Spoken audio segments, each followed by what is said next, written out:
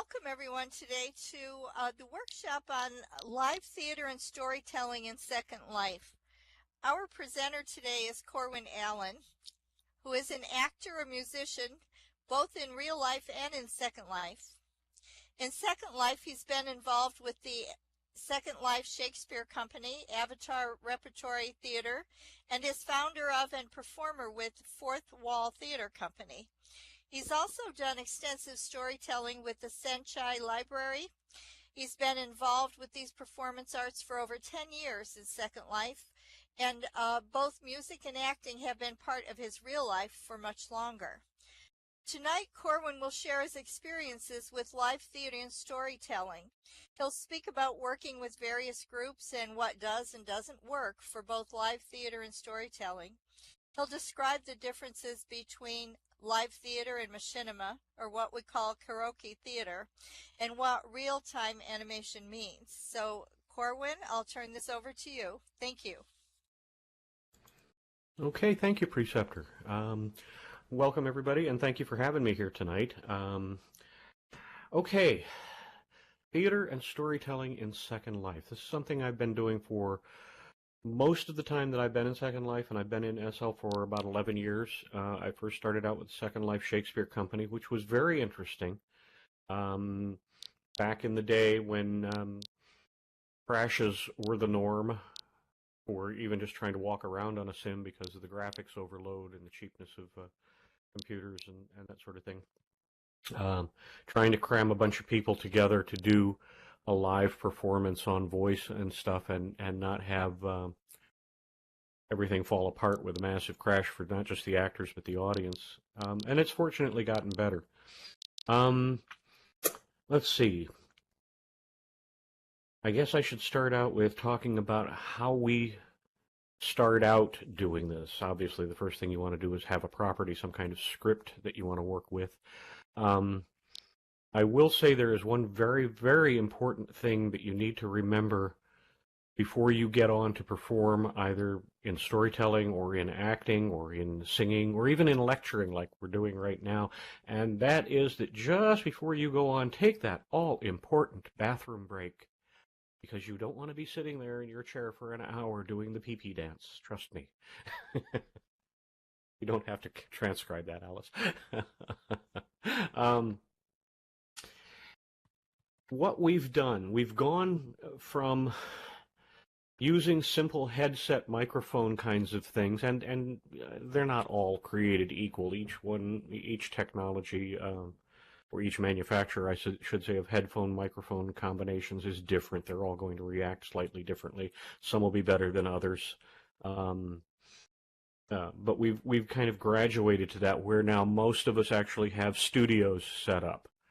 I'm sitting here in mine. I've got a Yeti Blue professional microphone on a boom stand with a shock collar on it and a pop filter in front of that, plugged into a Mackie 402 VLZ3 mixer, and that's all wired up to go in and out of my main computer for both, so that I can both hear from Second Life and talk into Second Life through the mixer.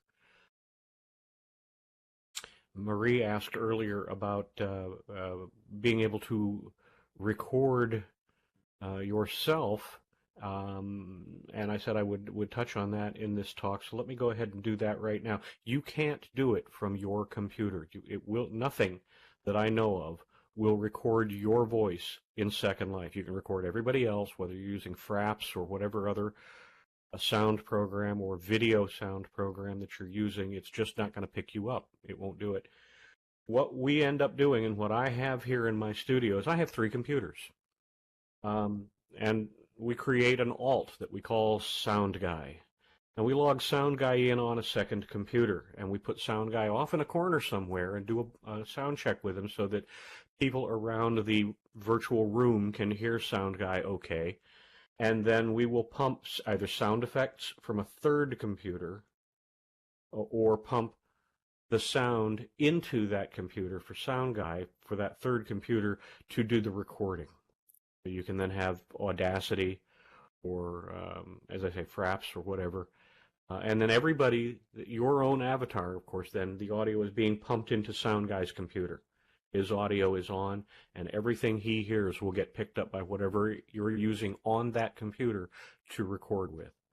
The wiring's a little convoluted to get into in a talk like this. I would need pictures, photographs with a paragraph on the back of each one, and circles and arrows, and that whole Alice's restaurant thing to describe what we're doing. But it's not rocket science. It's not real hard. It's just an expenditure of better equipment than just a standard headphone microphone. Now, those will work.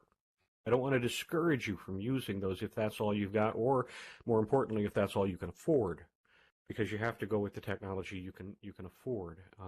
And as I say, for years, that's all we used. You just have to be more careful with those sorts of things, because when you move your microphone, or if you get your wire stuck somewhere, it's going to get picked up by that mic. And if your mic is open, your audience is going to hear that. One other very important aspect of doing, in particular, theater, but if you're doing story reading with multiple readers, this is still an important thing to remember. Now, there is a cardinal rule in stage acting that you never step on somebody else's line. You never start too soon so that you're too close together. Unfortunately, in Second Life, there is a thing called lag. Now, there is lag between my microphone and computer and the Vivox voice servers, and then a bit of lag between those voice servers and Second Life's sim servers, and then from Second Life sim servers to the various computers that are listening to me. So that lag starts to increase a little bit. So if you're doing dialogue with somebody and you give a dramatic pause, now you've got 1.5 tons of dead air that wouldn't normally be there if you were doing it live, because it would be a natural pause. So we've had to learn to break that cardinal rule and actually kind of step on each other by a couple of words. Sometimes you don't want to get too far into it, but you do want to practice. Have somebody listening to you and practice this thing. And that's another aspect. Rehearsal is really, really, really important. You really want to get your rehearsal together. And I'll tell you why. I'm going to turn on an animation right now that is called, actually, Teacher Explains, kind of appropriate. But when you're doing theater, you don't have physical movement unless you do it through animations like this one. And you can have 5, 6, a dozen different animations up on your screen to click on for doing different things. We've done this in Avatar Repertory Theater. And if you have any physical action between two characters, now you're getting into the realm of scripting props. And if you know a good scripter, this can be done easily by them. And I'll give you an example. When we did scenes from Midsummer Night's Dream, the scene in Pyramus and Thisbe, where Pyramus stabs himself with the dagger and falls dead, and then Thisbe walks in and she sees the dagger and picks it up and stabs herself. Well, I played Pyramus, so I walked in. I have the dagger in my hand already, but it's invisible to the audience. So I click on it, knowing where it is in my hand, or keep Control-Alt-T so I can see invisible prims active, and click on that, and it becomes visible, and it's got an animation that gets cued then to stab myself, and then I fall dead, and then I drop it. I just release it, and the script takes over and puts another copy of itself on the stage next to my body. Thisbe then walks in, clicks on that dagger, and suddenly it appears in her hand, and the animation takes over again. Now we've got 3 daggers there, basically, and they're all scripted to interact with each other. But that's not the actors doing that, except for clicking on the thing. It's the script in that. So depending on how deep in the woods you want to get with theater, these are the kinds of things you want to think about. And you want to have enough time before your performance to actually think about these things and have them accomplished. When we being Avatar Repertory Theater, when I first came into Avatar Rep, they were in the middle already of rehearsing Alice in Wonderland. They brought me in. I became what was called the designated crash reader. Remember I said that crashing back in the day was the norm. and the actors would crash periodically because their systems would get overloaded or their internet would get overloaded or whatever, and they'd just go away in the middle of a performance. Well, I became the crash reader. I had every costume, every avatar, and I would sit there in the green room, which was above the stage and had a clear floor so I could see down to the theater without having to cam down to it. And if somebody crashed, I was already in that avatar, and I would just teleport down to their spot and take over reading their lines. I got the script in front of me and the whole 9 yards, and it worked very well that way.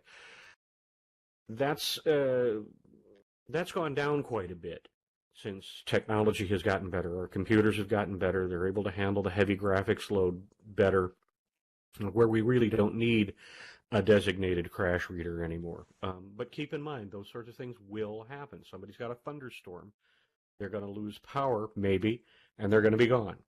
So it's a contingency to keep in the back of your head. But these days, because of the technology, it's not always necessary. But it's there. It's something to think about. Props, set pieces, how you want to get those out on a stage for changing scenes. And this is where set resers come in handy. And sadly, we found out, we being Fourth Wall Theater Company, and this is the third theater company I've been with in Second Life. Started with Second Life Shakespeare Company, got into Avatar Repertory Theater, which was made up mostly of actors who had been together in Second Life Shakespeare Company. So I knew pretty much everybody that was in there. And now Fourth Wall has formed, and it's 5 of us from the old Avatar Repertory Theater, which is not sadly performing in Second Life anymore. They've moved over to Kitely, and that's where they're doing their thing. But anyway, we had a set reser, and I'm looking for, oh wait, no, it will be, and it was a great set reser. You could put all your set pieces and any props and stuff that would have to be set out ahead of time. Not necessarily props you would carry. You want those in your own inventory. But primarily the sets and so forth, if they changed, you could just click the set reser and move to, and it would take away the first set and put the second set down. And you would have to set all this up beforehand, placing all of the chairs and the tables and couches and stuff where you want them, and adjusting the note card in the set reser how you want it. What we're using now, or going to be using, is MetaHarper. There's also a,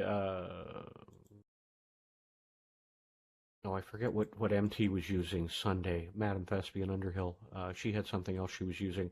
But MetaHarper Show Tools is what we're going to be looking at. Now, I haven't had a chance to use it yet, so I can't tell you anything about it. But Caledonia Sky Tower, who's in our theater company, was with us in Avatar Rep towards the end, and is one of the founders and right now the prime mover and shaker of the Shawnee Library, where we do the storytelling, is friends with the creator of MetaHarper. So, yeah, MetaHarper Show Tools, and that's, let me put that in there.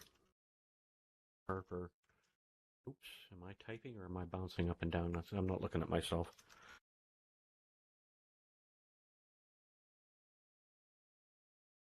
And I believe it is version, let me see here.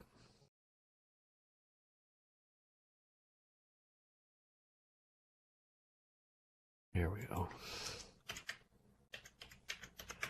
Okay, and you can get that on Marketplace. It's not real expensive, not terribly cheap, but it's not thousands of lindens, so you're not shelling out a ton of money for it.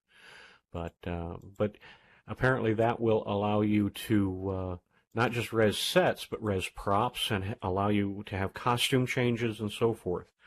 And costume changes, there's an important thing, and thank God now that Linden Labs created the outfits folder and the ability to create outfits. I have folders called characters. I have 2 of those now because I've gone mesh, so I've had to rebuild my wardrobe from the ground up for mesh clothing. So I've got my old system clothes, and as I would do different plays, I would create costumes for different, or even whole avatars for different characters, and create an outfit. And if I had to change costumes throughout the course of a play, click and go. Click and go. And it was just delightful to be able to do that. So that you really want to use that tool. That's a very important tool. If you're using Firestorm, and I don't know if this feature is in the Second Life viewer or not because I never use it, but you know how you have the tools at the bottom of the screen, so you can bring up area search or resync animations or build or the map or radar or whatever. There's one in there now that Firestorm has put in called Favorite Wearables. And you can put HUDs in there, especially if you're into the mesh stuff these days. All your mesh HUDs can go in there. So all you have to do is open that little thing, and a whole list of all your wearables that you wear more often than not will show up in that. You won't have to look for them in inventory or recreate them in multiple folders in inventory. So that's an important tool. Acting in Second Life is more about the voice than it is about anything else. We are essentially, even when it's storytelling, and more especially when it's storytelling, what's going to bring your audience into what it is you're trying to read to them or perform for them is your voice. And you really need to work on your voice acting chops a lot because you don't have that physicality. You don't have the immediate physical you can't make eye contact with the fella in the third row who's like trying to figure out what it is that you're doing, and so in order to maintain that intimacy with your audience and draw them in like you would in real life, your voice needs to really become more expressive. And Caledonia has been teaching a sort of storytelling 101 class, and one of the things she said in one of the sessions that I attended, just to hear what she has to say, is all the words are right there. Everything you need to know for your story is right there on the page. All the expression, all the emotion, all of the adjectives and modifiers and the verbs, and everything is right there. The characters are telling you how they speak. It's just up to you to hear that character in your head, bring it out to your audience. Okay? And I could give you a small example. All right, for example, if I were a new person to storytelling or acting, and I might want to do, let's say, Brutus from Julius Caesar, and I'm not really used to acting at all, and I might come out and say, Romans, countrymen and lovers, hear me for my cause and be silent that you may hear. Believe me for mine honor, and have respect to mine honor, that you may believe. And you've already lost your audience in those first couple of sentences. Instead of coming out, Romans, countrymen and lovers, hear me for my cause, and be silent that you may hear. Believe me for mine honor, and have respect to mine honor, that you may believe. Now, I cheated a little bit because I've done that as an audition piece before. I've never done Brutus on a real stage, but I have used it as an audition piece for various Shakespeare theaters in real life. And that's just an example. And you want to have that even in storytelling. When we do Tea Time at Baker Street, we've been reading through the canon of Sherlock Holmes. We not only do accents, which help a great deal. If you can do an accent, so much the better. But even without that, you can still be very expressive when you tell your story. But all the words are right there, and they'll tell you how to tell that story. And you just, I don't know how to tell you any better than that. Callie could probably do it for you. But all right, what else do I want to talk about? Storytelling, yeah, as I say, storytelling and acting are pretty much the same. Vocally, the difference with storytelling is that it's pretty much stand and deliver. There isn't any blocking or not necessarily moving around the set, although sometimes during some of the longer Sherlock Holmes stories, we have done some blocking. Caledonia was on one of the Linden Endowment for the Arts last year, and had a whole sim setup that somebody was doing a Victorian sim and invited her to come and do the Tea Time for Baker Street things, and she built a whole set of a sort of a Victorian theater, and we actually staged blocking in that. So it was really as much acting as it was storytelling. But 9 times out of 10, your storytelling is going to be stand and deliver. You're going to stand there. So your voice has to be even more expressive than it would be with acting. because you're not going to be running the animations like I'm doing right now. What else?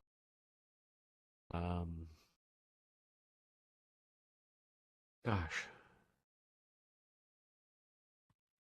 Okay, I think I may be out of words. I think it may be time to open it up for Q&A, and I'll probably think of other things to tell you as we go along with the Q&A. But please open it up, ask your questions, and I will do my best to impart legitimate, valid information.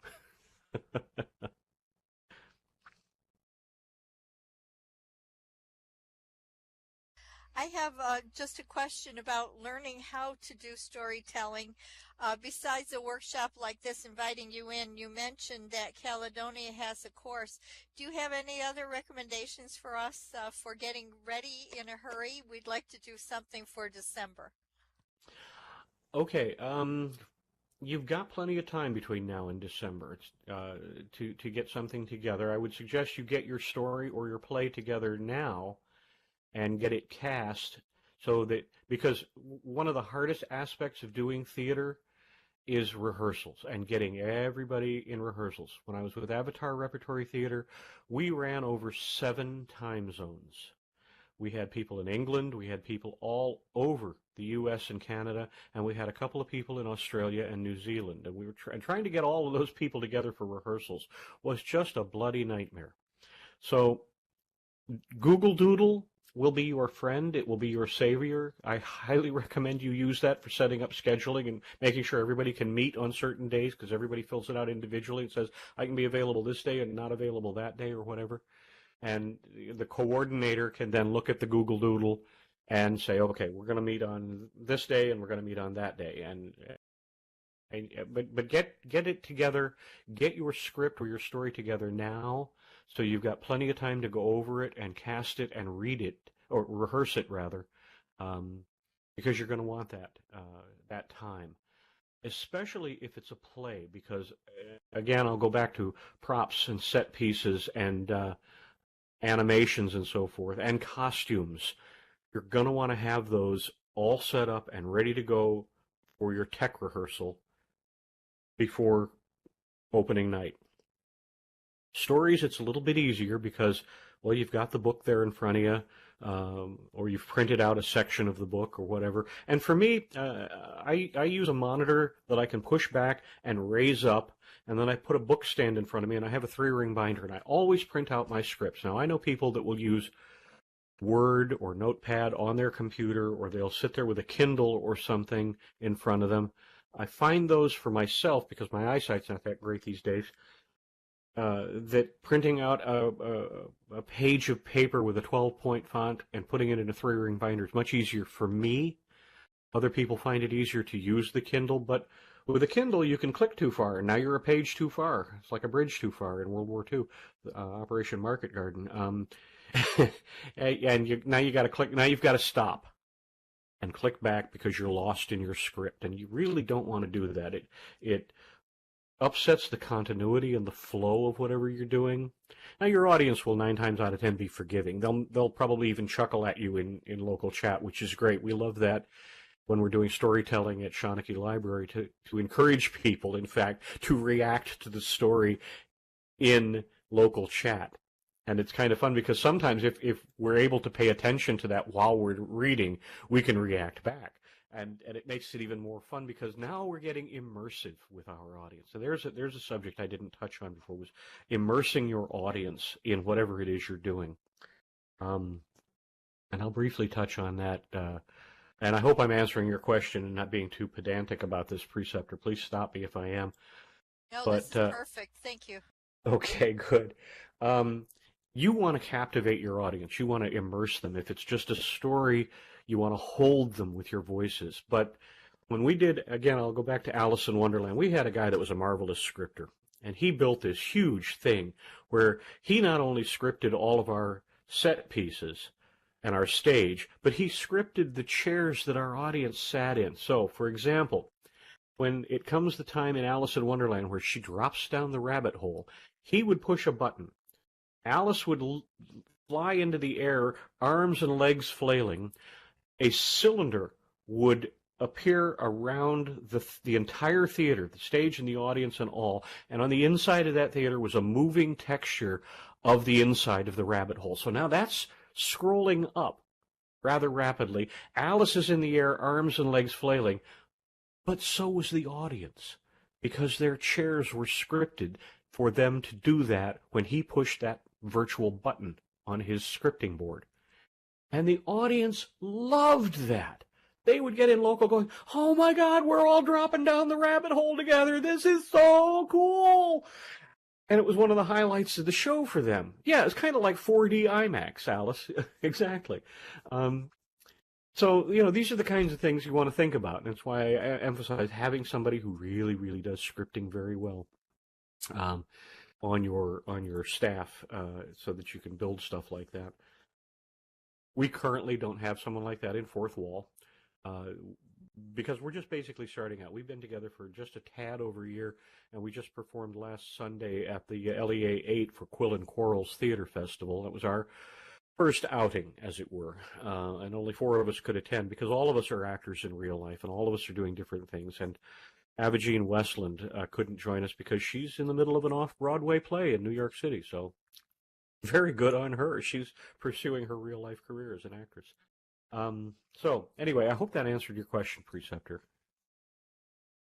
It did, and I was noting in the chat area there were 2 other questions. One, Marie wondered about resources we might look for, and Elise asked about upcoming events that we might want to attend just to see what others are doing. Okay, resources you want to look for. Oh my gosh. SL Marketplace is if you're talking about Second Life resources for like animations and costumes and stuff like that, Marketplace is good, but unfortunately, as I say, the mesh market for theatrical type of clothing or even period, any kind of period or vintage clothing is very, very, very sparse. And even the stuff that you will find for a system avatar, while there's more of it out there, some of it's just not that good. But, you do what you can. If you've got people who are whizzes with Blender who can build costumes for you, oh, God, you're in seventh heaven. Just, gobble them up, pay them whatever they want, and have them build everything for you. Animations are another thing. There are a lot of different sites. Let me go through my animations directory and see if I can. This one I've got that I'm using right now is called Teacher Explaining, and it is Preceptor. I'm going to pass you a landmark. In fact, I'm going to pass you any landmarks I find so you can pass them out to everybody else. This is the landmark for Dyer Maker Animations. He makes this Teacher Explaining animation that I'm using, and I believe, yes, he also makes another one called Opera Singer, which I particularly like. It looks like this. And you can use it for talking. You don't have to use it for singing, even though it might look like you're singing. You can use it for something very expressive in just dialogue rather than just singing. But anyway, that's a fun animation. Where are my Irish dances? A&M Mocap has a lot of dance animations. So they've got good, and mocap, if you're not aware, is shorthand for motion capture. A lot of animators are using full-on motion capture suits, very much like what's used in Hollywood for Andy Serkis, for example. Every time he did Gollum, or when he did Emperor Snoke in Star Wars, or Benedict Cumberbatch when he was doing Smaug. They're wearing a mocap suit with all the little buttons and sensors on it, and they're up in front of a green screen, and then they just put the animation over them. Animation. Real-time animation. I was going to touch on that, wasn't I? Thank you for reminding me. Yeah, I'm a little all over the place and helter-skelter here tonight, sorry. What we are doing right now in our avatars in Second Life is real-time animation. Real-time animation is also what Andy Serkis did as Gollum in Lord of the Rings. Real-time animation can be what the Muppets did. even more so, it can be if the Muppets were controlled off stage by a guy using a Waldo. And if you're familiar with the writings of Robert Heinlein, you've possibly read the story Waldo. It was about a scientist who created machines that he would be able to manipulate from far away to do things. And that term Waldo took off in the scientific community. So now machines like that are called Waldos. If you see somebody that's working with a virus in a closed box, or working with a nuclear isotope rods in a closed box or something, those little mechanical arms, those are Waldos.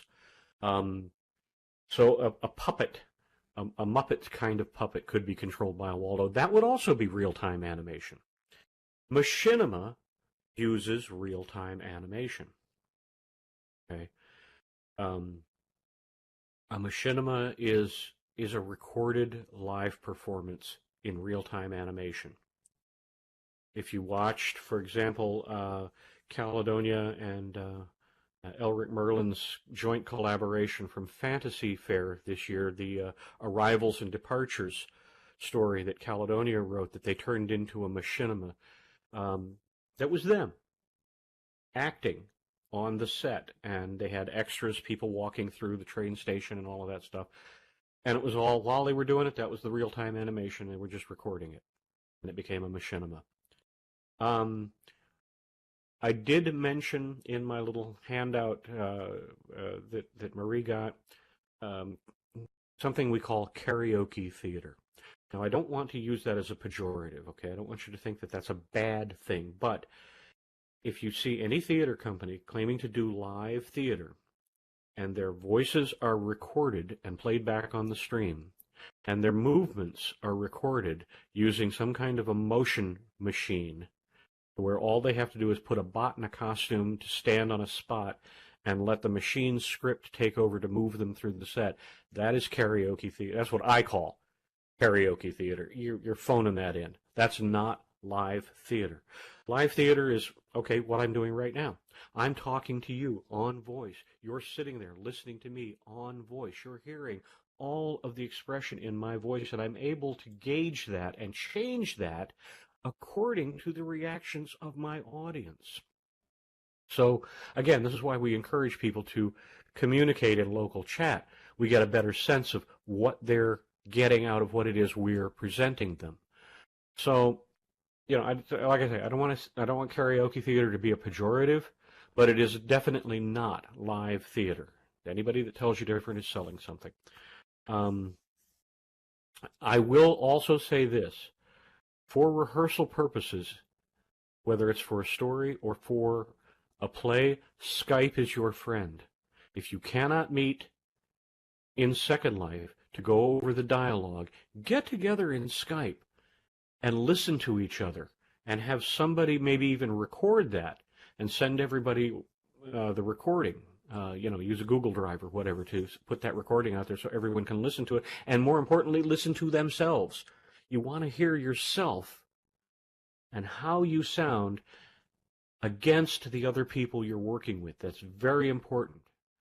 And you'll get a sense of that when you're doing the rehearsing. You'll hear the other person just like you would on a live stage. You're not seeing them, but again, remember, voice is going to be the paramount thing for getting all your expressions across.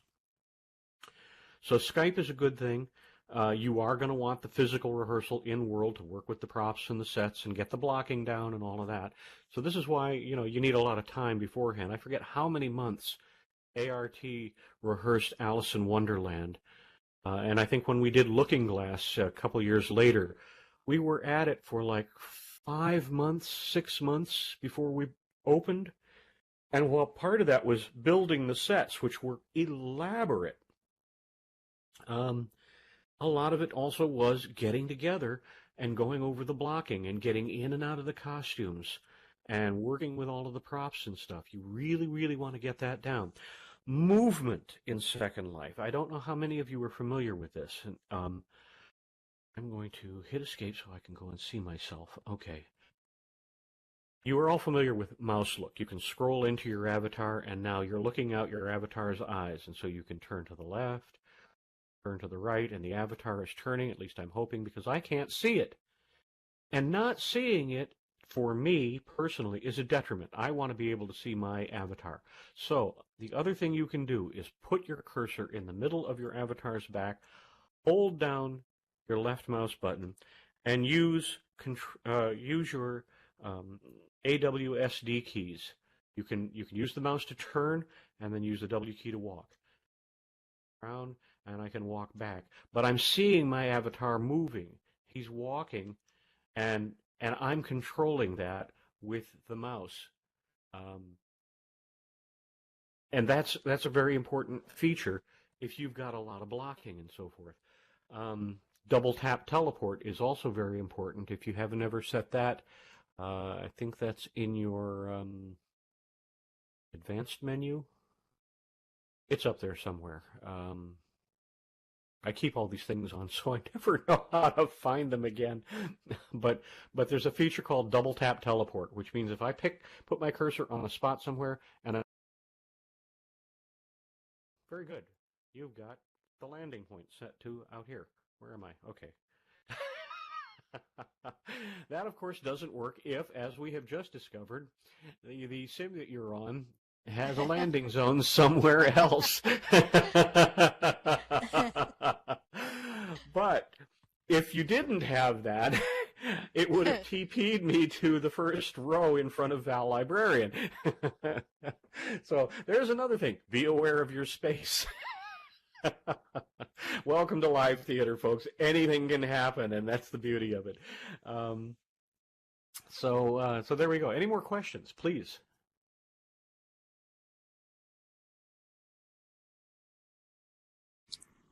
We had a few. I'll go ahead back through the chat.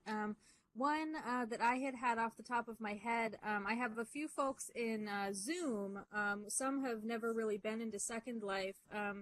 And you had mentioned how you can animate your avatar with the different animations. And I wondered if you had maybe 2 or 3 on hand that you think are really fun for storytelling or particularly useful, so they can see some more examples of how you can make your avatar do different things. Well, yes, I did. Okay, you saw Opera Singer and you saw A Teacher Explains. Let me, God, I've got more animations than Carter has pills. And everybody raise your hand who actually gets that reference. Hand out. Let's see, animations. Nope. And okay, here's one called Raise Hand. Teacher, I have a question. Here's one we've used in Avatar Rep for Alice in Wonderland. As a matter of fact, when the fish footman hands the letter to somebody, okay, the hand goes out, the letter's there, the letter then gets, because of a script in the letter, gets transferred to the other actor. Boom. It's a very short little thing. There's a, here we go. This one, I forget where this came from. Okay. Here's a thing on animations. If you're using a Bento animation overrider, some older animations will not work, like the one I just tried to use. So I will turn off my avatar overrider, or animation overrider, and my hand immediately went out because I had that one active. So I stop that, my hand goes back down, and then it goes out again. So little things like that. I had, where did I put angry? Okay, when we did one of the Durang plays Sunday, I had to get angry with somebody. I was shouting at them, and my hand is going up, and I'm like, talking to you, get over here and listen to me. And it will stop eventually. Sometimes you can, put them in a gesture if they're full perm, and then set a time loop on it so it will continuously loop for a period of time, however you want it. And again, that's going to be found out in rehearsals. How long do you want an animation to play? So, I guess I could suggest the first place to go would be Marketplace. Go on to the animations section and type in a name you think you might find an animation under, like Angry. That animation was called Angry Shake Fist. Okay, so typing in Angry in your search parameter will probably get you half a dozen or more angry gestures. Some of them might be facial gestures. Some of them might be full body gestures or shaking fist gestures like that one. So that's the first place I would look. The other thing is to, especially for animations, is to find animators in Second Life that may not be marketing on Marketplace. And I don't know who does it, who doesn't. I couldn't even begin to tell you. And get to know them. Find out where they are. Abranimations has nice stands and runs and jumps and stuff like that in their animation overriders. The animation overrider I'm using right now for my mesh avatar is a bento because it works with the hands. And I'm hoping to see in future more animators creating animations for bento bodies so that the hands will work nicely, and for animations for the face and that sort of thing. I'm using a Vista head, and I have yet to be able to figure out how to make the facial features work. Raising eyebrows and stuff. I think I've gotten it to wink and stick out my tongue once, but that's not a facial feature you use every day in Second Life. So, it's not one I've got set. But, you might want other things, rolling the eyes, smiling sideways at somebody or something like that. And hopefully, more and more of these mesh-friendly and bento-friendly animations will start to appear. But right now, Marketplace will be your first go-to.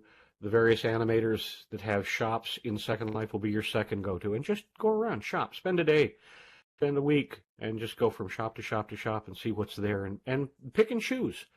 You don't have to buy an entire overrider from Abranimations or from Vista. You can buy the individual animations. But you don't have to spend thousands of lindens. You can spend 100 or 200 or whatever and get one animation that does what you want it to do. Okay, next question, please, Alice. Okay, yes, I pulled out a couple others from the chat. One was from Val. I'll go ahead and I'll ask this one. Do you have suggestions for how to keep costumes historically accurate, and is that sometimes challenging? Oh my God, is it challenging? I will say this.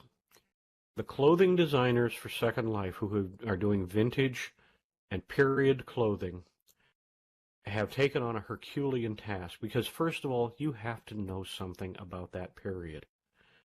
I shudder to think every time I've gone to Marketplace and typed in 1930s suit and gotten modern tuxedos. It's just, and mauve modern tuxedos or lime green modern tuxedos. They didn't do that in the 1930s. Not even the most outrageous zoot suit was lime green. But there are some clothing makers out there who, yeah, you're right, Jody. The keyword searches are awful sometimes in Marketplace, but you just have to persevere. Some of the stuff is really nice. There's not a lot being. In fact, I'm trying desperately to learn Blender just so I can start creating period and vintage clothing for myself for use as an actor. Whether or not I will ever get to that point where I can make something that's worth selling, I have no idea. Blender is a whole order of magnitude more learning than I have experienced since I got out of college, and we won't talk about how long ago that was. So there's some stuff that's out there that's very nice. Let me find.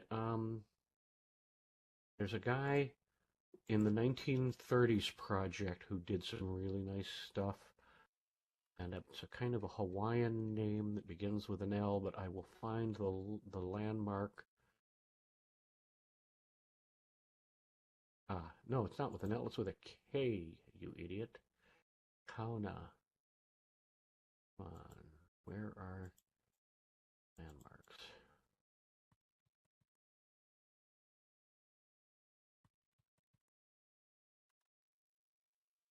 Surely there must be a landmark.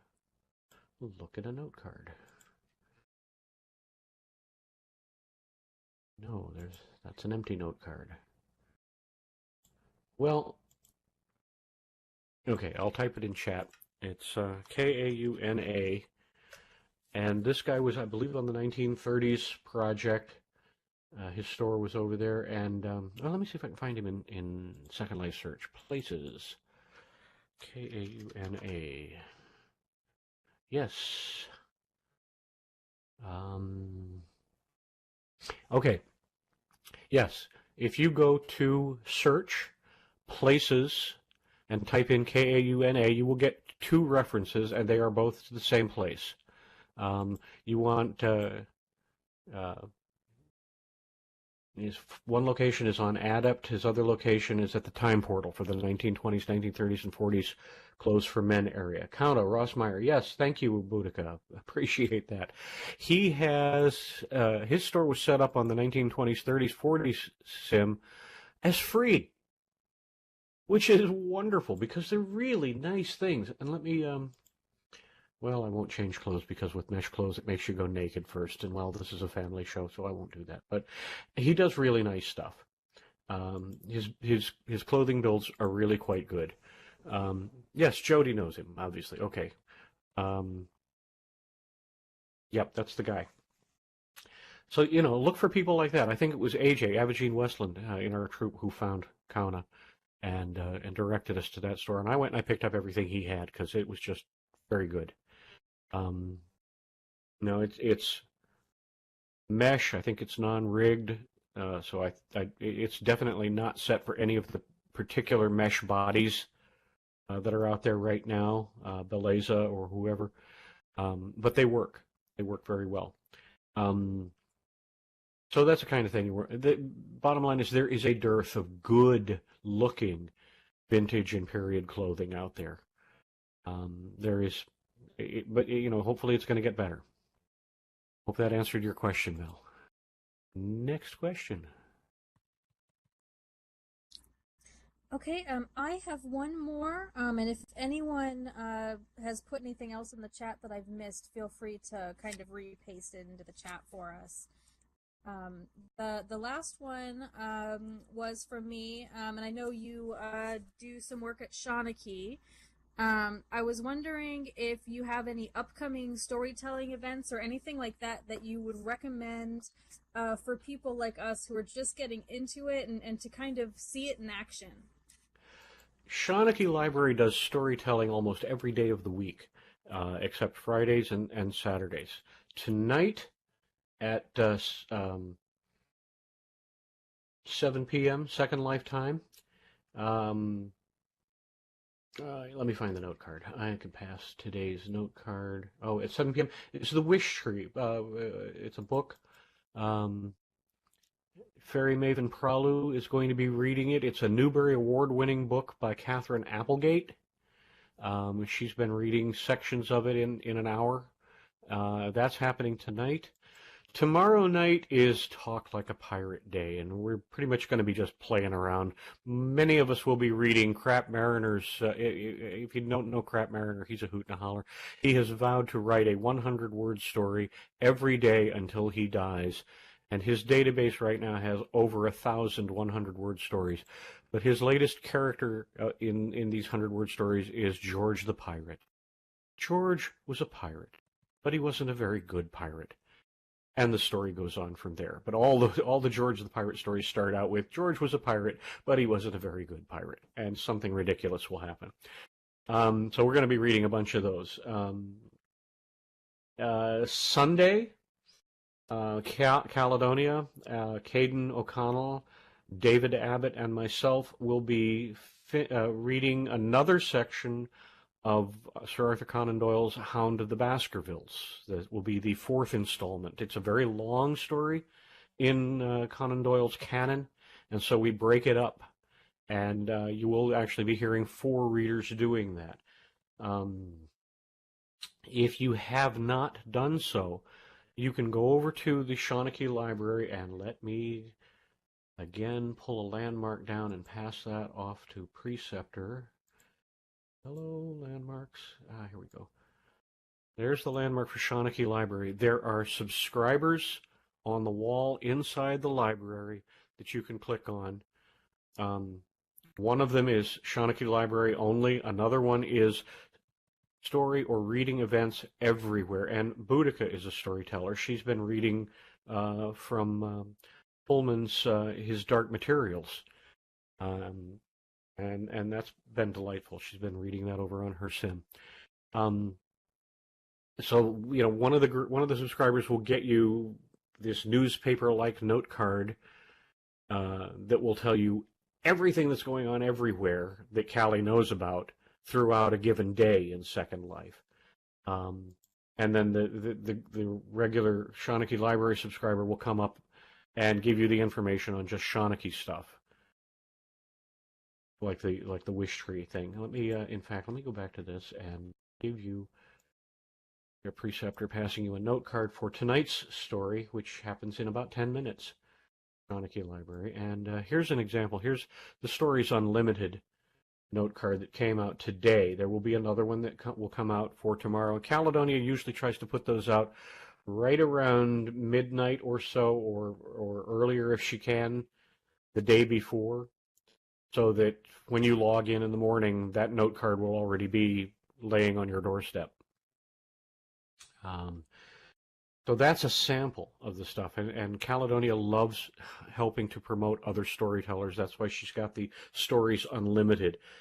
So any event that's got that sort of thing in it, if it's theater, if it's poetry, as long as it tells a story is her mandate, then she's good with it. And we are all about the story. Okay, did that take care of that? That did. That was super helpful. And I actually just noticed we're doing really well on time, pretty much perfect. So I'm really happy with that. Good. I see that Danica asked a question not too long ago, and she asked if there are ways to get involved in storytelling / live theater on SL, like to volunteer and participate. For volunteering and participating, yeah, seek out the people who are doing these things, in Caledonia in particular, and say, hey, can I help? Can I participate? Can I do something? And very often they'll say, yeah, sure, come along, play. It's a big grid. Callie is the first person that I would suggest for that, and if she has nothing available in that, and God, that woman is a force of nature. She's doing so much, not just in Second Life, but in real life too. She professionally is a theatrical set designer. And so she's working on designing sets and working on plays in real life, as well as doing everything that she does. And now she's getting ready to put together the Dickens project, which is every year at Christmas time, we've been reading Charles Dickens's Christmas Carol and presenting each of the staves individually by different sets of readers throughout a day, where one day we will read staves 1 and 2 at different times by different readers. And then at the end of all that, then all the readers that can will get together and read the entire book to an audience, the whole thing. And it's not a long one, so it doesn't take a lot of time. But last year she got a Linden Endowment for the Arts sim and built this huge Dickens project on it. And she's doing that again this year. It's going to be even bigger and better because she just doesn't do anything in a small way. That's just the way she is. So, yeah, community virtual library you're going to have 3 buildings over there focused on Dickens. Excellent. That's wonderful, Val. So, yeah, stuff like that. If you want to get involved in the Dickens project, now's the time to ping Callie and say, hey, can I read something? And she will either say, what's your favorite stave? Or she may just say, here, read this stave. She may want to hear you read first and then give you pointers. If it's something you're not familiar with doing yet, which is okay, but that's in fact the best way to do that. Audition for people, especially people like Callie who are willing to sit down and take time to talk you through something like that. I do not have a schedule for her when she's been teaching these Storytelling 101 sessions over on the Jägermeister Girl Genius sim, whatever it is. But again, contact her. She'll tell you, when the next one is going to be. She'll probably even put it, in fact, I know she will put it in her Stories Unlimited note card to let people know that, hey, I'm doing this at 1 o'clock in the afternoon or whatever. So, There you go. Val, you asked a question there. Well, let's see. Universal Library. Oh, no, not Val. Marie. Roll up here. I saw Marie's question come in. Only question I saw. I find it really helps to wear costumes. Yes, I do. And when we do tea time on Baker Street, I will always wear a Victorian suit of some kind or another. For my Legacy System avatar, I had a standard Victorian men's suit that I would wear with a nice little silver pocket watch and all. But now I've gone all mesh. I've gotten another suit specifically for that is kind of appropriate to the era. And you know what's fun? Our audience will dress like that. We get the audience coming in Victorian outfits, and oh my God, some of them are just gorgeous. It's great, because they're getting immersed in the story. They want to play too, even though they're just listening to you tell them a story. Tell me another story, Uncle Igor. You know. So yeah, it definitely helps. It's fun. It gets you into the mindset. It gets you into the universe, the world, as one real life director used to call it. We're in the world now. Oh, okay. Anything else? Any more questions? Or as Groucho Marx said, any questions, any answers, any bottles today, any rags, any bones?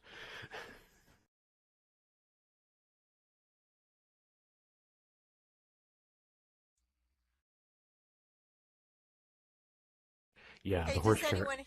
Yeah, I was going to say if anybody wanted to express any comments, not just questions, feel free. It's okay to tell me to shut up now. I see that Jody's saying this was absolutely fascinating, so I'm going to agree with her. This was wonderful. Thank you so much, Corwyn. Thank you. It was a pleasure to be here. I'm hoping that I gave you some grist for the mill, so you can go out there and grind your own productions. And I look forward to seeing what you guys come up with. That'll be delightful. We will invite you. Oh, please do. Back Like I and say, laugh. it's a big grid. It's a huge sandbox, and nobody owns any one particular aspect of it. So the more people we get out there doing storytelling or real theater or even karaoke theater, whatever, the more we're promoting those kinds of arts, and that's important.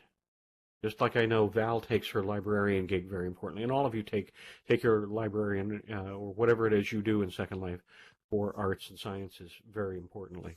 So there you go. Well, thank you very much again. I appreciate it. Thanks, everyone, for attending.